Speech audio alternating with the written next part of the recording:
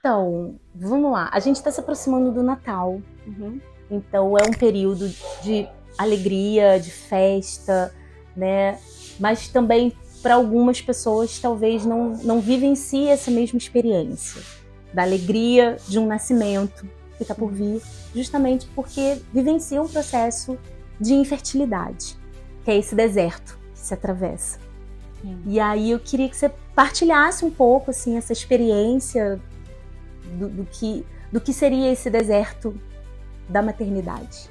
Você falando de deserto, me vem várias lembranças, várias assim, de verdade, assim, é como se viessem flashes de memórias, de momentos desse deserto, em que eu olhei para a fala de, olha, você nunca vai ser mãe, ou então isso é impossível para você, mediante um diagnóstico, né, que foi o diagnóstico de endometriose, e não somente pelo diagnóstico de endometriose, mas porque a endometriose, que é uma doença crônica e inflamatória, ela deturpou diversos órgãos do meu corpo, do aparelho reprodutor.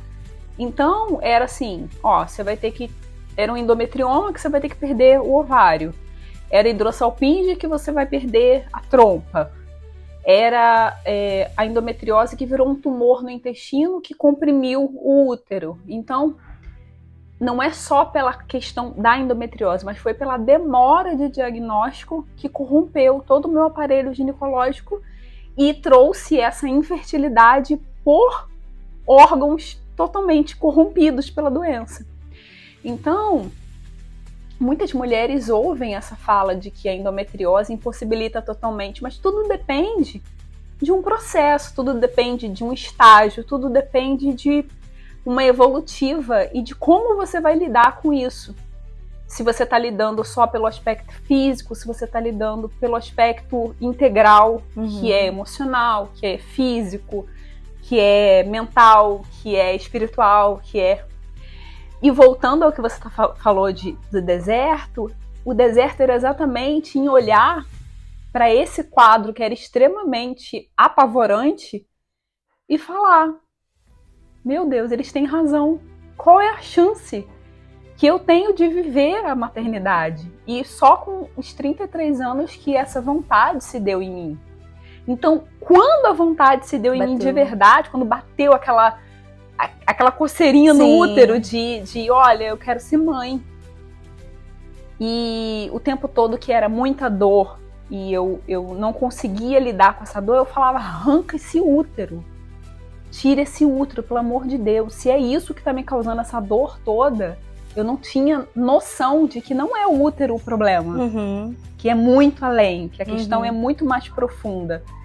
Então eu só falava, tira. E aí, quando eu dizia tira e eu não tinha vontade de ser mãe, e me veio a vontade de ser mãe com 33 anos, e eu já tinha todos os órgãos totalmente comprometidos, me bateu um deserto de eu ter negado tanto a maternidade. E agora? E agora? O que eu faço? Eu quero... Como é que Você vai entende? ser? Então, foi um misto de me culpabilizar pelo processo de eu não olhei antes. Eu não fiz o que precisava fazer, e agora? Como que eu faço? Porque agora eu não tenho os órgãos como eu tinha. Eu não tenho 2 ovários, 2 trompas. Eu sou partida. Então eu vivi esse deserto principalmente nesse quesito. E quando veio esse diagnóstico do, olha, não é pra você? É muito difícil, porque uma coisa é você não querer. Outra coisa é falarem, você não pode. Não é pra você. Isso é um sonho... Nem se você fizer a fertilização... É assim que eu ouvia. Nem se você fizer a fertilização in vitro, nem se você pagar 30 mil reais, que hoje é o valor normal de um processo de fertilização, você vai conseguir. Então eu olhava, para todos os lados que eu olhava, eu só via deserto, eu não via nada, eu só via poeira nos olhos e uma sensação de solidão muito grande. Porque não era solitude de querer, era solidão de ninguém. Porque, no geral, as pessoas que estão à volta de uma mulher que tem endometriose, as pessoas não estão vendo essa dor é invisível. É uma dor, não é uma ferida exposta, entende? E você se sentia cobrada? Me sentia. eu acho que toda mulher se sente meio cobrada. Toda mulher, ela se sente faltante quando essa fala de você não pode existe. Entende? É uma sensação de ancestral mesmo. De se eu não posso gerar, se eu não posso nutrir um filho, eu sirvo pra quê? É como se fosse uma mulher de segunda categoria. Né? Menos mulher pelo fato de não ter um filho gerado Exato. no ventre. Exato. E quando que você teve alguma chave de virada, teve alguma situação que você vivenciou, porque recebeu esse diagnóstico do, olha, não é pra você, mas e aí, você se conformou? Como que você via as outras pessoas vivendo um processo que você gostaria de viver, mas que não estava vivendo, e em que momento que isso virou uma chavezinha, alguma coisa aconteceu que você despertou para uma outra realidade? Olha, sendo muito sincera, de verdade, assim, enquanto eu não queria, não era problema nenhum para mim ver outras pessoas sendo mãe. Pelo contrário, eu falava, ai, que bonitinho, que fofo, não quero mesmo. Porque existia um período de negação muito grande. De negação do olhar e... eu também quero. Não, eu já era uma rejeição. Olhava e falava assim, não, isso aí não é pra mim. Entendi. Isso não é pro meu bico. Eu nunca vou ser mãe, porque eu já tinha comprado a ideia do que os médicos pregavam pra mim. De que não era pra você. Porque as pessoas gostam de brincar de Deus. Sim. As pessoas gostam de dar diagnósticos como se fosse um peso de... acabou, perdeu. Isso, aquela sentença fatal. Exato. Acabou ali. E a gente compra muito essa ideia. Porque a gente acredita mais no homem de jaleco do que no pai do homem. No médico dos médicos. Entende? O pai do homem, e aqui eu não tô pregando religião. Claro. Eu tô falando muito do que foi a minha verdade nesse processo. Então, até esse momento, eu falava, negando, não vou olhar pra isso, porque isso aí não é pra mim. Tá tudo certo.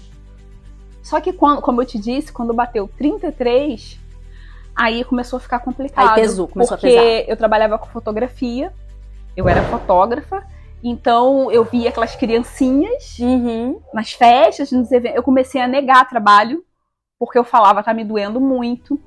E quando eu falei pra você, eu vou falar a verdade verdadeira, eu comecei a ficar triste, com inveja, com raiva, com o pesar de sentir a raiva, a inveja. Então era um misto de sensações e emoções, porque eu falava, cara, mas eu não sou essa pessoa.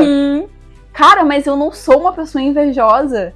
Cara, eu não sou uma pessoa... Por que eu tô sentindo isso? Por que eu tô sentindo isso? E aí entra pro julgamento de algo que é totalmente natural e humano, Sim. que são os instintos, que é inveja, que é ira, que é o orgulho ferido. Isso. Então, tudo vai para essa polaridade em que, quando tá muito para baixo, eu me sentia extremamente mal, porque aí eu me culpava. Você se sentia uma pessoa má de olhar para uma mulher grávida? Já e falar me senti. Assim, tipo, nossa, por que ela tá grávida? Não, eu principalmente quando eu ficava muito irada quando alguém falava assim pra mim, porque eu sabia no meu racional que aquela era uma fala de carinho, mas, cara, eu não tinha perguntado nada.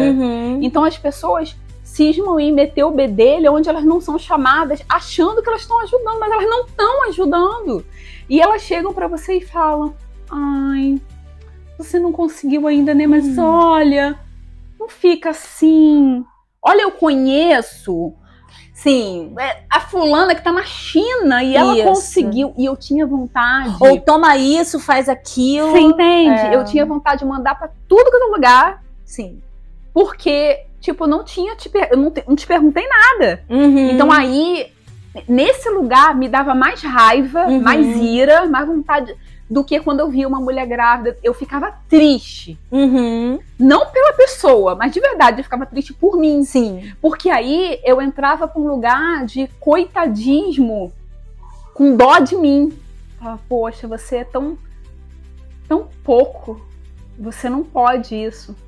Você nem é merecedora. Tudo no inconsciente. Sim. Hoje eu tenho Sim. consciência Sim. de que era o meu inconsciente, Sim. porque isso tá no inconsciente coletivo. Sim. Uma mulher que não pode gestar, Você não é digna. ela não é digna, ela é pouco, ela não vai ter uma família. Ela não entende, né? Ela não entende nada. Porque você passa pelo olhar de se você não tem, como é que você pode falar alguma coisa? Você vira você vira uma espectadora da vida. Exato. Então, é isso. Eu sentia tristeza por me apequenar dentro da situação. Mas é lógico que em alguns momentos eu olhava e falava, poxa, é melhor do que eu. Aí eu entrava para comparação. Então era um misto de emoções e situações que baixavam, aí eu tô falando como terapeuta, baixavam extremamente a minha energia, baixava extremamente a minha sintonia, a minha frequência em hertz mesmo, ela vinha daqui pra cá, despencava, em fração de segundos. E, obviamente falando, isso não é positivo pra ninguém. Você nunca consegue o que você quer com uma baixa frequência. Sim. Não existe essa possibilidade. Sim. Aí, quando você começou a falar do deserto, voltando lá na frente. Sim, sim. No momento que... Eu sei que eu tô costurando, fazendo uma volta. Não, mas né? é isso. Porque a gente precisa se ver, se admitir pra gente. E exatamente isso que você falou. Eu estou com... Dá nomes aos sentimentos. Eu estou com inveja daquela pessoa, porque ela está vivendo o que eu gostaria de viver. Sim. E que por N motivos eu não estou vivendo. Exatamente. E a gente começa a se questionar, né? E aí, quando eu comecei a me perceber nesse lugar, eu já tinha feito a primeira fertilização e o deserto chegou rasgando, porque eu tive negativa. Eu já tinha várias negativas. A primeira negativa foi quando eu fiz a minha primeira cirurgia. E eu crente, falei, agora vai dar certo, agora eu vou conseguir. Porque eu já tinha 34. Beleza, fiz a cirurgia, foi super drástica, foi cirurgia aberta. Foi em 2015, uma época em que não tinha robótica como tem hoje em dia. Então a médica, era um tumor nas costas do útero, era muito próximo ao útero, então existia muita possibilidade de ter que tirar o útero. Então eu pedi muito a ela que não mexesse, e ela se comprometeu, não tirou. Aí falei, pronto, agora vai. 3 meses depois eu volto com os exames pós-cirúrgicos. Doutor, olha, quando ela olhou, eu só vi o rosto dela, a feição dela mudando, ela falou, então, você está com hidrossalpinge, que é endometriose nas trompas. Ou seja, do útero passou para as trompas. Então, não tem como. Você vai ter que fazer uma esterectomia total. Eu só tinha 34 anos. E eu saí do consultório até em casa em prantos. É um caminho, tipo 1h30 em prantos. E eu só pensava, por que, meu Deus, você tá fazendo isso comigo? Eu passei por tudo isso, eu vivenciei tudo isso, eu fiquei 15 dias molhando a boca com algodão e água, porque eu não podia comer, porque a cirurgia, eu fiz uma anastomose no intestino, eu cortei um pedaço do intestino para poder colar. Então, quase tinha risco de ilostomia, com colostomia. Então, assim, quando acabou a cirurgia, eu ia aí com medo de ter perfurado o intestino, ter que ficar usando bolsa. Então, foi tudo muito forte, muito profundo. E aí, foi como se tivesse tirado o meu chão.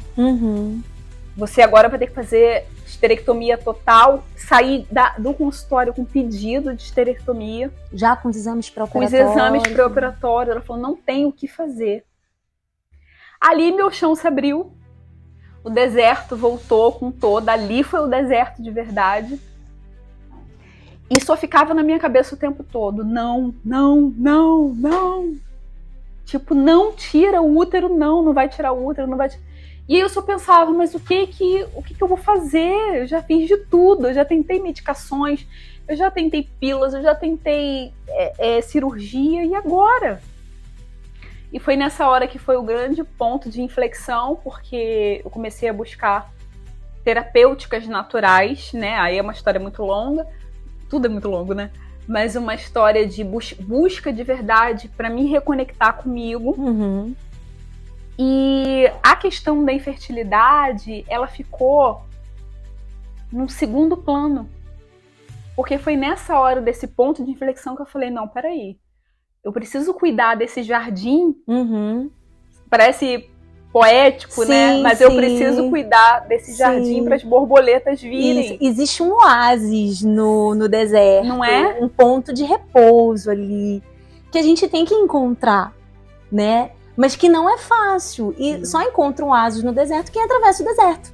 Quem não está atravessando não vai conseguir ter a experiência, porque tudo é a experiência que a pessoa vai vivendo, e ela vai vivendo o processo e vai aprendendo e vai se vendo, e é um processo muito lindo, porque depois, quando a gente atravessa, né, que o deserto é travessia, não é destino, e você chega lá na frente e fala, uau, eu consegui, eu atravessei, meu eu passei Deus, por isso tudo. E aí quando você, nessa travessia de eu vou olhar pra mim, agora vai ser comigo, agora vai ser, e aí eu me emociono.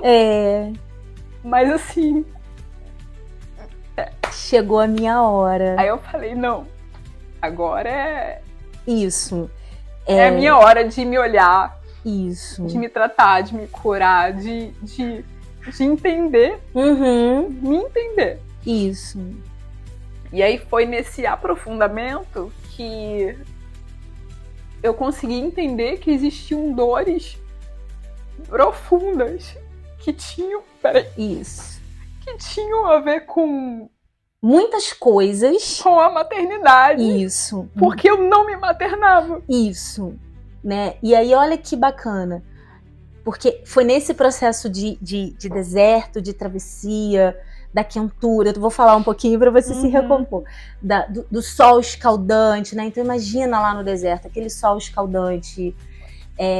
A temperatura é inóspita, é um ambiente muito inóspito, né? Mas que existe vida. Existe vida no deserto. Existem coisas que a gente não enxerga, porque não estão ali num primeiro plano, mas a gente precisa atravessar. Tanto que, assim, tem viagens, né? As pessoas trabalham com agência de viagem, tem experiências de viagens de deserto que eu acho incríveis, porque acho que quando a pessoa faz uma experiência dessa, ela volta transformada. É uma outra pessoa. Foi nessa travessia do deserto que eu estive sozinha comigo e pude olhar para essas dores profundas e entender que as maiores dores era por negar quem eu sou, negar o que eu sinto, negar coisas que estavam ali latentes, querendo falar, querendo expressar, querendo viver, e eu não permitia. E aí são dores muito profundas do feminino. Sim. Que, lógico, né, a gente vai repetindo padrões, a gente vai só replicando, repetindo. Sim, aí só um tratamento mesmo para poder só trabalhar que na maioria das vezes a gente acha que as doenças, as dores, as repressões emocionais são basicamente besteira. Eu sigo, eu trabalho, eu pago conta, eu adoeço, eu trato a doença e vai seguindo, como vai se fosse seguindo. só isso. E nessa hora que eu consegui olhar plenamente para isso e consegui me acolher, me maternar verdadeiramente, sem esperar que o outro me maternasse, sem esperar que o outro me acolhesse. Você foi mãe de si mesma. Exato. E eu comecei a olhar e ter, não compaixão, mas empatia por mim. Do tipo, por que eu posso acolher um amigo e não posso me acolher? Por que eu posso tratar o outro com carinho e eu tenho que ficar apontando o dedo para as minhas feridas, sabe? E nessa hora, lógico, eu tô falando, parece uma coisa assim, não, né? Não, isso não é. Tem muito choro. Muito. Tem muitas lágrimas aí pra regar. Muitas lágrimas, muito tratamento, muita paciência. De cura, muita paciência. Muito acolhimento mesmo. Sim. E nesse processo a fertilização que eu tinha feito, que tinha dado errado, né? Na primeira vez, sobrou um embrião E eu falei, bem, já tava 3 anos congelado, era um embrião só. E eu resolvi implantar, deu certo. E nasceu meu filho. E foi assim, a gente acreditou que era só esse milagre, porque só ele já foi um milagre em si, porque os médicos falavam, olha, nem por fertilização, porque é verdade, não tem certeza nenhuma. Não existe certeza nenhuma. Tecnicamente, não teria como afirmar de que tudo estaria encaixadinho para poder fluir bem. Então, assim, tá aí, ele tem 3 anos e meio. E eu falei, bem, foi, né? E agora? Agora você continua a perguntar. Aí uma coisa que eu queria te perguntar, que assim, ou seja, você teve esse momento de travessia, você teve esse momento de deserto, veio o seu filho. Você consegue dizer, se você vivesse aquele processo da maternidade, lá atrás, quando te bateu o desejo, se você não tivesse feito essa experiência, como que seria a sua maternidade na prática? Ou seja, o que eu quero dizer? Porque, como eu falei, a experiência do deserto, ela traz muito aprendizado. Então você passou por muita coisa que te trouxe muito aprendizado e que isso também foi forjando uma espiritualidade, uma intelectualidade, muita coisa, para que quando você tivesse o seu filho nos braços, você pudesse estabelecer com ele uma relação mais saudável. Em resumo, se você tivesse vivenciado a maternidade lá atrás, no momento exato que você queria, você acha que ia ser tão bacana quanto agora? Não, nunca. Porque essa vivência de me automaternar, de me curar, de lamber as feridas, sabe? Fez com que eu tivesse muito mais empatia, paciência, auto-amor. Te forjou para uma maternidade concreta de uma outra pessoa. Exato. Você precisou primeiro maternar você, aprender a ser mãe de si mesma, na verdade, né? Para depois poder maternar uma outra pessoa. E isso, né? Em todas as instâncias, isso. Tá? Porque assim, desde como eu me nutro, como eu me alimento fisicamente, o que eu coloco para dentro, como eu escolho minha alimentação. É lógico, eu não tô falando aqui de pode isso, não pode aquilo, mas isso é bom pra mim. Isso é positivo pra mim. E até os exemplos que você vai dar para uma outra pessoa. Exatamente. Né? Exato. Porque, então assim, ou seja, quando a gente acolhe e se permite essa experiência, não entra naquela do, nossa, isso não tá acontecendo comigo. Essa negação. E eu acho que também o buscar essa ajuda, né? Sim. Como é que foi nesse tratamento que você fez? Foi assim, essencial. Nessa parte de você olhar para sua espiritualidade, de você olhar para dentro. Como é que foi? Quando você fala de olhar para sua espiritualidade, muitas pessoas acreditam que isso é em âmbito religioso. E eu gosto de deixar bem dissociado. Sim. Que eu não tô falando e a gente não tá falando sobre religião. Sim. E tá tudo bem se for. Se você encontrar o despertar da tua espiritualidade através de um vínculo religioso, tá tudo bem. É pra você, tá tudo certo. Não foi o meu caso, né? A minha espiritualidade e a de todos, eu entendo como algo espiritual. Sim. Algo entre eu e Deus. Sim, de um transcendente. Exato. De algo que sai de mim. Exato. E que transcende para uma outra instância. E aí cada um, claro, dentro de uma religiosidade, vai buscar ou não, vai vivenciar aquilo de uma outra forma, mas que vai conseguir fazer esse movimento de transcendência, né? E principalmente o entendimento de que se eu sou centelha divina, eu sou filha de um pai, por que eu nego tanto quem eu sou? Sim. Por que eu nego tanto os meus valores? Por que eu nego tanto para caber em realidades que, olha, você pode isso, não pode aquilo, isso é feio, isso é bonito, isso é certo, isso é errado. Se eu sinto que o que me faz feliz é diferente do que faz você feliz. Mas aí, se eu sou sua irmã, não, porque a Bia não faz isso, por que você tem que fazer? E aí eu me esquivo para caber em realidades que, na verdade, não soa no meu coração como verdade. E o que tá no meu coração é o que é divino. Então, não posso... Não, você tá naquele... Ando tão à flor da pele, beijo de novela me faz chorar, tá assim, então, exatamente. assim, isso é muito forte para mim. Porque quando eu me percebi completa em Cristo, completa em Deus, completa na minha essência, completa com a minha verdade, o que ressoa no meu coração, Sim. eu pude ser quem eu sou. Sim. E olha, que incrível, eu posso ser quem eu sou. Eu posso ser a pessoa que gosta de falar de espiritualidade, eu posso ser a pessoa que não liga para assuntos frívolos que todo mundo fala e não me sentir esquisita, porque eu me sentia estranho, eu falava, pô, mas eu não gosto disso, mas eu me forçava, e aí eu tô falando de uma coisa muito abrangente, mas assim, eu me forçava a fazer coisas porque, olha, se você fizer isso aqui vai dar dinheiro.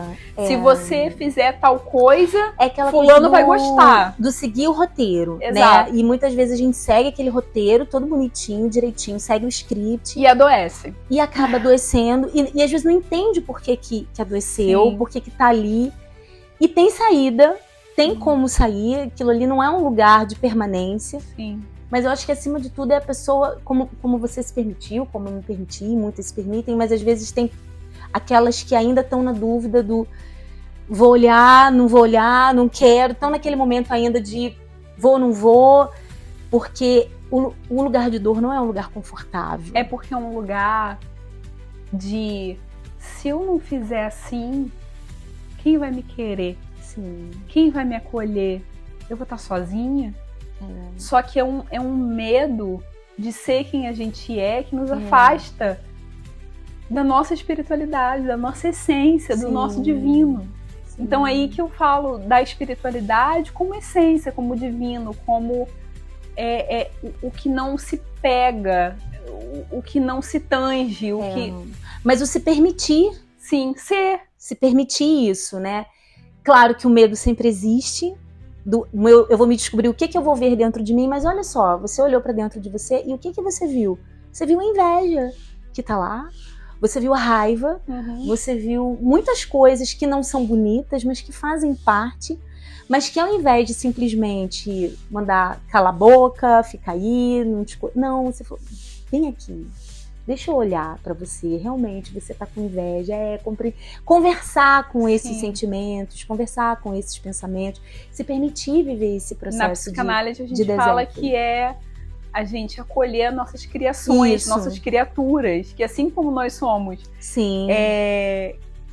criaturas de um Deus, nós temos também as nossas criações. Sim. Então é assim, a gente acolher as nossas partes, tudo que é ser amado, acolhido e respeitado. Pois é, e nisso fazendo as pazes com tudo aquilo que a gente foi vivendo. Às vezes, por exemplo, durante a infância, os traumas, a gente começa a se conectar com os nossos traumas, com as nossas vivências que não foram tão legais, com as coisas que a gente ouviu da nossa criança interior, que ouviu muita coisa que abafou. E que se a gente não se permitir agora, como adulta, conscientemente, olhar e vamos lá, vamos ter aquela conversa que a gente não teve lá atrás. Com certeza. Né? E vivenciar isso com paciência, com amorosidade. Ninguém vai fazer. Sabe? Ninguém vai fazer isso por nós.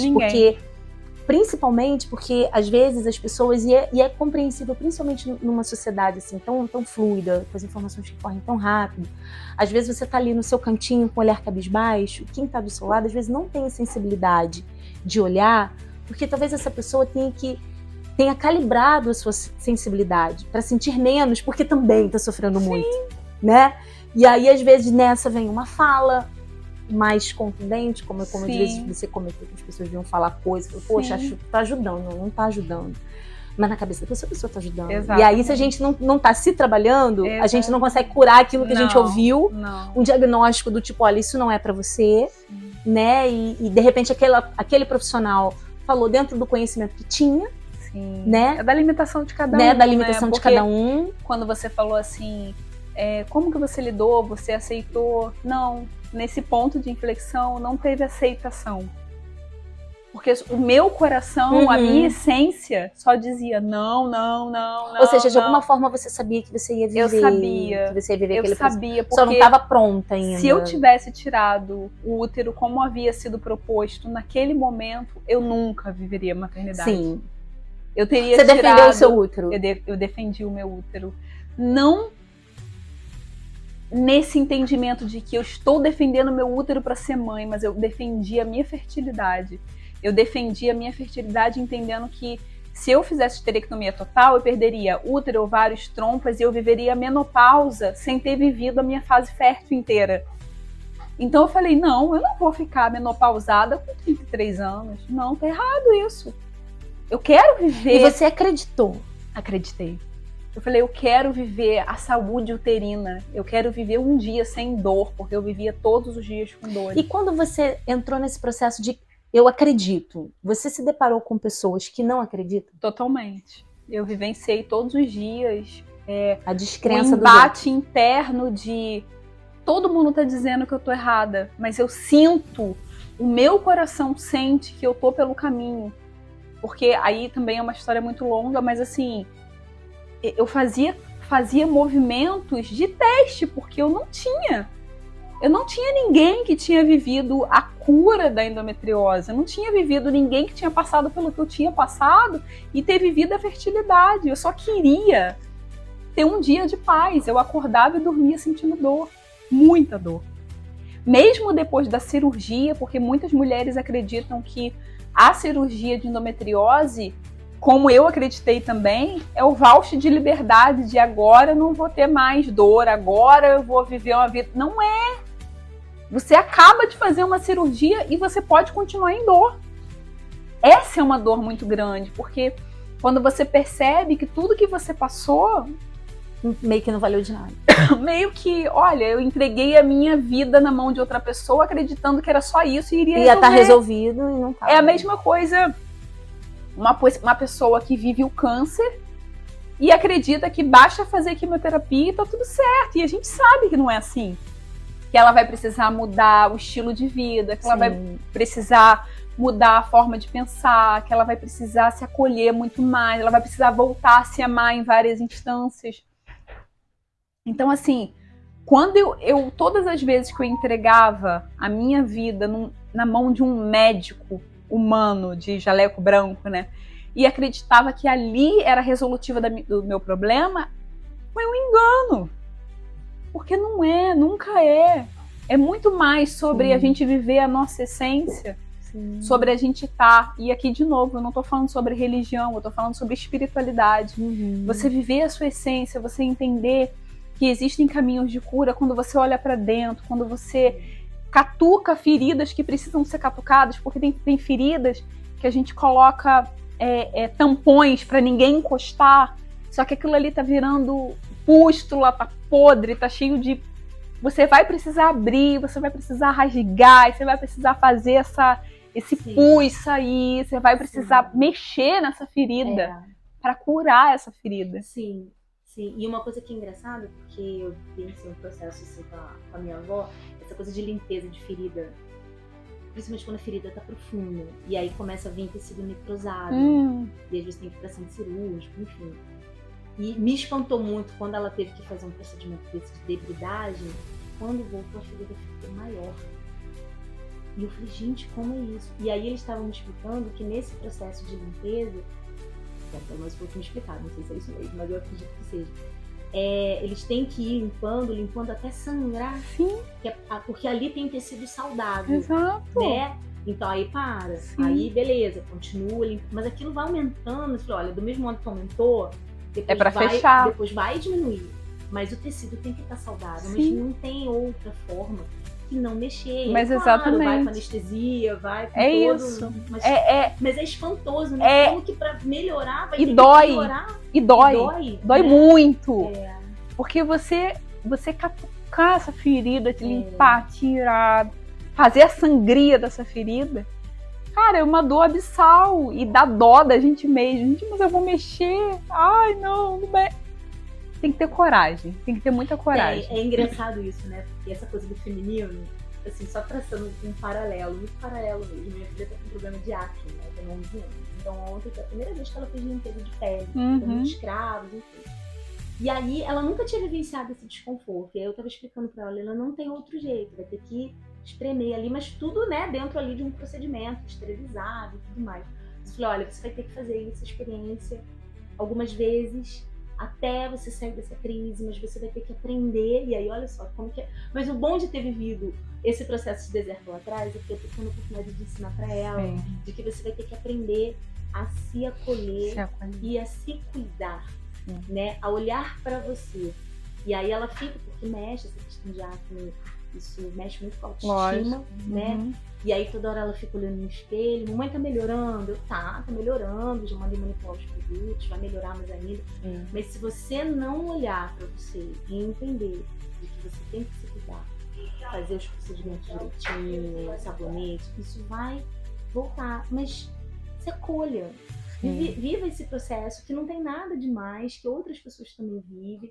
Mas toma isso como uma oportunidade para você poder aprender. É isso. Né? E aí eu acho que todas as situações de vida, por exemplo, isso daqui, como eu falei, é um paralelo, uma situação simples, né? A acne, mas ela tá aprendendo novinha a se acolher, a se cuidar. Pois é, e aí foi o que eu falei, se você entrar nesse ritmo agora, claro, a gente vai devagarzinho, no início eu vou ter que ficar ali com você, mas você entrar nesse fluxo de se acolher, se cuidar, se respeitar. Poxa, mas por que eu tô assim? Aí hoje eu tava explicando pra ela de que, olha, ela tem dermatite seborreica, ou seja, ela tem a pele oleosa. Pois é. O meu filho tem dermatite atópica, ele já tem a pele mais seca. Cada um é de um jeito. E aí eu falei, você não tem que ficar se comparando. Porque a fulana não tem e eu tô aqui com a minha cara pintada, né?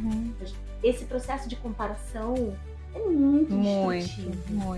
É muito. Cada um vai viver o que precisa viver para curar o que precisa curar. Pois é, então às vezes eu olho, eu vejo que o outro tá ali vivendo uma coisa tão legal e eu tô aqui vivendo uma coisa que aparentemente é tão ruim, mas que pra mim vai ser uma oportunidade de cura, de N outras coisas que de repente aquela outra pessoa não e não precisa. E que não precisa, e quem sabe no futuro eu vou poder ajudar em vista do que eu passei, né? Então assim, agora, né, nessa situação, ou seja, é aquele compromisso de vou ajudar.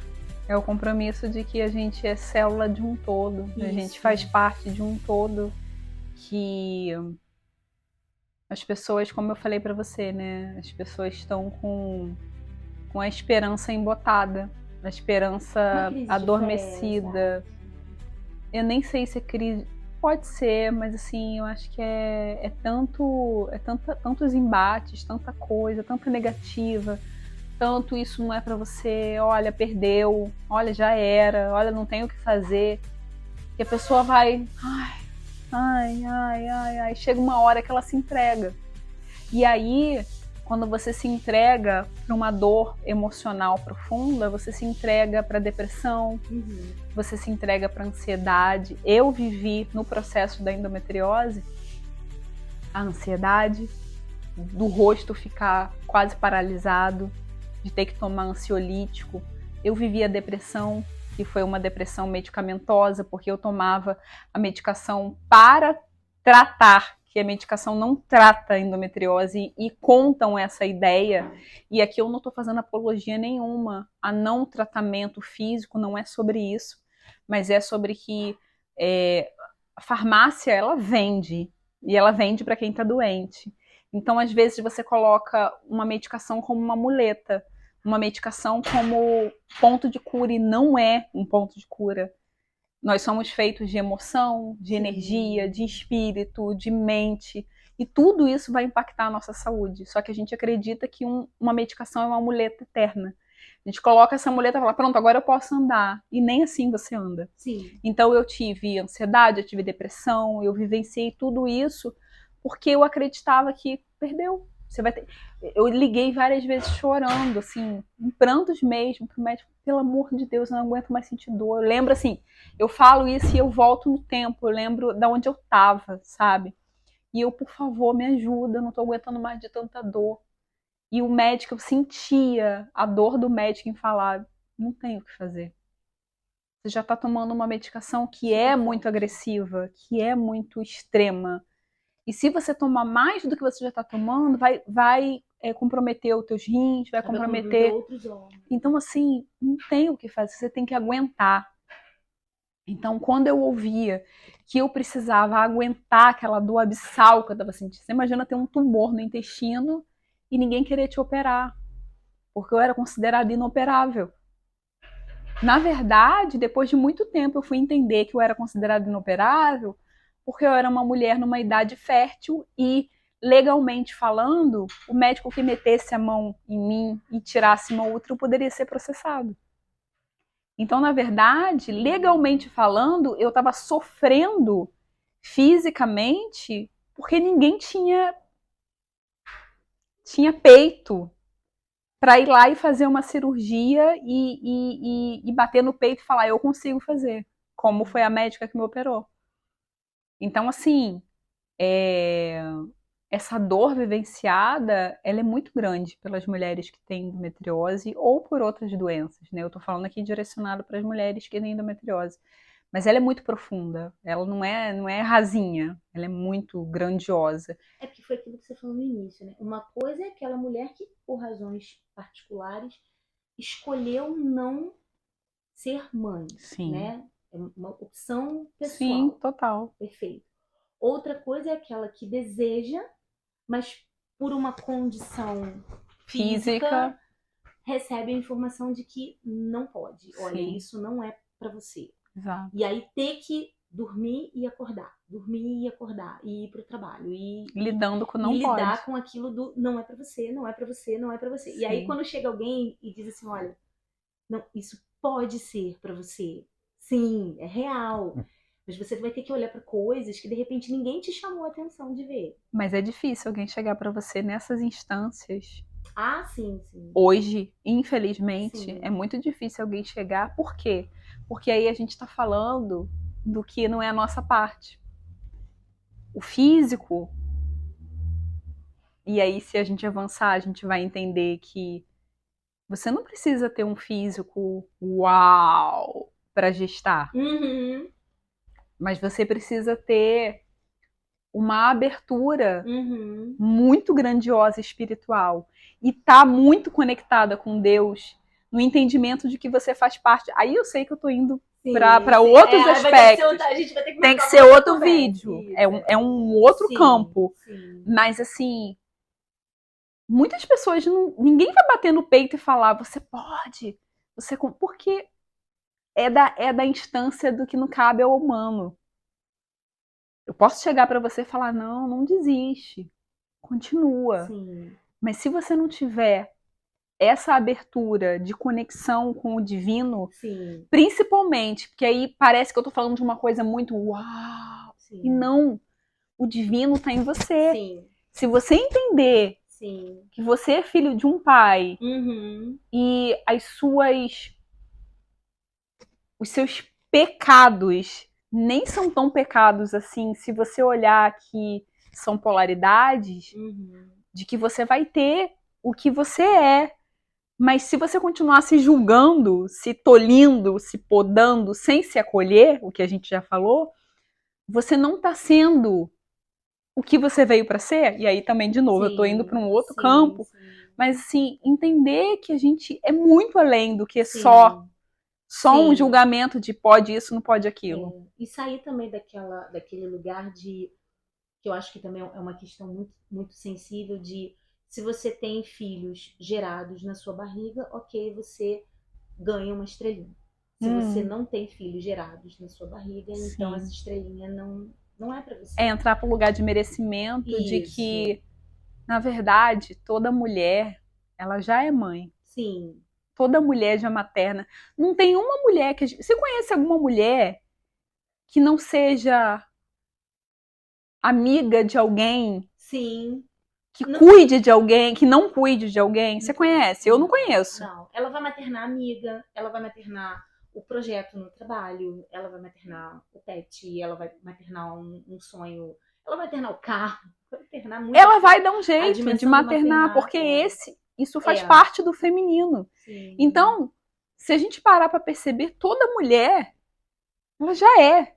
Ela não precisa ser, ela já é. Sim. E aí você entende quando eu disse que eu comecei a me automaternar, vibracionalmente falando, que a gente está falando por instância, frequência, eu abri esse campo. Eu abri esse espaço para o que eu já sou. É como se eu dissesse, eu tô aqui, eu já sou mãe, tá? Eu não sou uma faltante que fala, ai, por favor, Deus, por favor, me dá um filho. A Porque qualquer custo, a qualquer não é preço. sobre isso, entende? Senhor, não me falta. Sim. Me preenche com o que for meu, porque eu já sou. Eu assim, se você me permite, né? Claro. Quando eu vivenciei essa situação de deserto também, embora eu não tivesse alguma condição física que me limitasse, foi uma questão do momento, né? E eu vivenciei também isso tudo, assim, de olhar, eu falei, meu Deus, no ônibus, aquela mulher grávida não vai sentar do meu lado. Ela vai sentar do meu lado. E ela senta Como do meu assim? lado. Como assim? Pode, ela tá proibida de sentar do meu lado, enfim.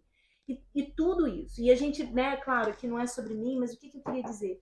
De que a gente precisa perceber exatamente essa dimensão daquilo que vai além. No momento em que eu me permitir de que pode ser que de repente isso não seja para mim. Isso. Né? Esse é um ponto muito importante. E tá tudo bem, porque eu quero ser feliz, eu escolhi ser feliz com aquilo, né? Eu como católica, né? Com aquilo que Deus reservou para mim. Eu quero encontrar felicidade em fazer a vontade dele. Eu não quero conquistar a maternidade a qualquer preço, a qualquer custo, mas eu quero vivenciar o que eu tiver que vivenciar, mas que eu seja uma pessoa feliz. Aquilo me libertou. Sim. Aquilo foi libertador para mim. E aí eu fui viver a vida. Porque é você já sendo, não é você faltante. Sabe? Exatamente. Esse lugar é a abertura do nada me falta. Eu já sou. Eu tô bem, tá tudo bem. E aí, tanto que eu não sei, né, se isso acontece às vezes com algumas mulheres, mas eu fazia tanto teste de laboratório, em vários laboratórios diferentes, que eu falei assim, não, aquele ali eu não vou porque ela vai me marcar. E às vezes eu ficava olhando assim, não, eu vou porque era aquela coisa do faz o teste, e aí dá negativo, e chora, enfim, foi um período bem difícil. E houve, inclusive, uma recusa, por assim dizer, minha em... Tô vendo que a menstruação tá atrasada, mas não é pra mim. Eu tinha internalizado aquele do não é pra mim de uma maneira tão profunda que eu fui adiando. E aí foi aquela coisa, quer saber, eu vou comprar uma moto, pô, tô tão bem. Só que, sabe, faz o teste, faz o teste, faz o teste. Aí quando eu fiz o teste, eu tava grávida, então a moto não veio. Mas aquilo pra mim, assim, gente, mas eu acho que só quando a gente vive o deserto e depois se vê nessa situação de uau, Você tá falando isso eu tô vivendo isso, é pra mim. Uma amiga minha, ela já tinha feito o enxoval todo, ela já tinha preparado tudo e não vinha, e não vinha, não vinha. A gravidez não vinha, ela foi entristecendo, foi ficando deprimida, foi. E aí um belo dia ela falou, sabe de uma coisa? Não vou deixar pra lá, porque... E é só bom frisar que isso não se trata daquele lugar de deixa pra lá. Não se importa, não. Isso é muito pessoal. Isso é um movimento muito pessoal. Sim. Porque quando você desliga e fala, tá bom, meu Deus, você entra pro lugar da aceitação. Sim. E quando você aceita, você fala internamente para Deus, eu aceito o que você me der. Sim, e eu vou viver e eu vou ser feliz e tá tudo eu bem. Aceito plenamente o que você me entregar. Não é sobre falta. Sim. Eu não vou ficar mendigando falta. Eu tô preenchida com o que eu tenho. Eu sou feliz. Isso. Aí a chave muda. Não, aí, no meu caso, né, foi na época que foi a JMJ e a gente vivenciou. Gente, eu fui grávida pra Copacabana. Eu nem sabia que eu tava grávida, espremidaça lá no meio de todo mundo, né, com a minha mãe, enfim. Mas foi uma oportunidade, assim, tão bacana. Eu acho que quando eu tive essa coisa, assim, do... Não é que... Exatamente como você falou, não é que, deixa pra lá, não. É do tipo, olha, eu quero ser feliz, eu tô bem, não me falta nada, eu vou viver e eu quero aproveitar minha vida da melhor forma possível. E como que aquilo foi libertador. E quando veio, que poderia também não ter vindo. E ok, mas quando veio, o quanto aquilo foi transformador para minha vida, de modo que eu não sublimei a maternidade. Eu pude viver uma maternidade, assim, mais real, mais concreta, mais pé no chão, sabe? Então é muito... E aí quando a gente olha para trás, eu falo, nossa, eu passei por isso tudo. Porque a gente realmente teria que estar fazendo um outro vídeo, porque isso envolve questões da nossa sexualidade, da nossa relação com a nossa mãe. São assuntos muito profundos. Da nossa relação com o trabalho, como que aquilo vai afetando tantas áreas da nossa vida. Muito, casamento, como que abala, né? E nossa, gente, é muito assunto e é um assunto que é uma caixa de Pandora. Porque você está mexendo com você está falando de dores profundas, de uma mulher que ela quer dar conta, Sim. ela quer ser resolutiva, ela quer entregar, ela quer entregar para o outro, mas ela não entrega para si. Sim. Então aí que eu acho que é um ponto muito grandioso de que a gente não pode entregar o que a gente não tem. Sim. A gente transborda. Sim. E a gente só transborda o que a gente tem demais quando a gente acha que está entregando para o outro caridade e a gente, na verdade, está entregando qualquer coisa.